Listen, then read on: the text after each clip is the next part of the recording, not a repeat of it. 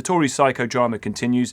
They are, we're told, set to decide their leadership race this week, with Iain Duncan Smith touted for a return. This exclusive story is brought to us by our political editor, Natasha Clark. What are they doing now? Morning, Tom. Yes, so the race for the Tory leadership is now starting to take a bit of shape.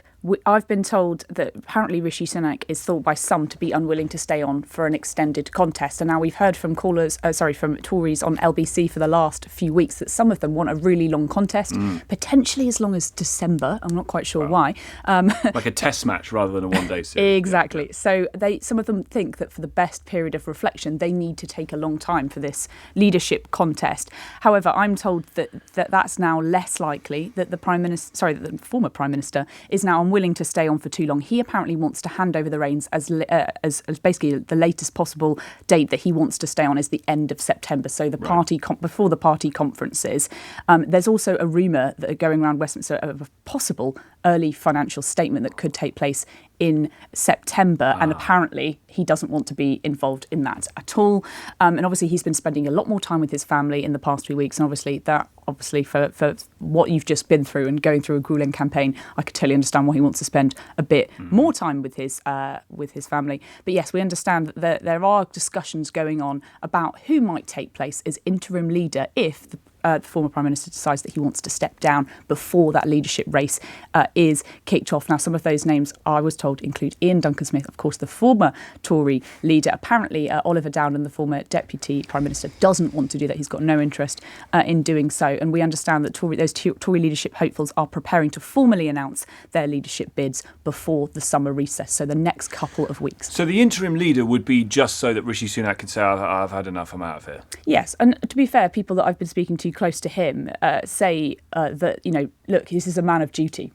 People said that he would run off to California. He hasn't. People said that he would run off after Liz Truss. He's in the invidious position of having resigned as Prime Minister, but unfortunately for him, having won his seat. So exactly. He's got a constituency to worry about. Indeed. But so many people say, look, he will stick around. But obviously the fact is the Tory leadership haven't decided those rules just yet. We understand that they are going to be solidified this week. Then he will have a decision to make. Does he stay until the bitter end, or does he pass over someone to an interim leader? Does that make it more unstable for the Conservative Party as we go into what is going to be a summer of leadership bids? And we already know that those names are lining up. Robert Jenrick, Suella Braverman, Kemi Badenoch, Victoria Atkins, Tom Tugendhat and James Cleverly among those already weighing up their bids to support. So all eyes on later this week when they will decide, and the former Prime Minister will have to decide, do I stay or do I go? And do you have a sense, Natasha, of what the Tories are saying to each other about why the defeat was so bad and who or what they're pointing the finger of blame at? I think there's a lot of blame game going on. I think obviously we saw some of those leaked comments from Kemi Badenoch in the Times that she generally thought the campaign was awful and blamed Rishi Sunak for a lot of it. That's pretty brave to be making that at a meeting of the Shadow Cabinet, which we assumed that he was actually there.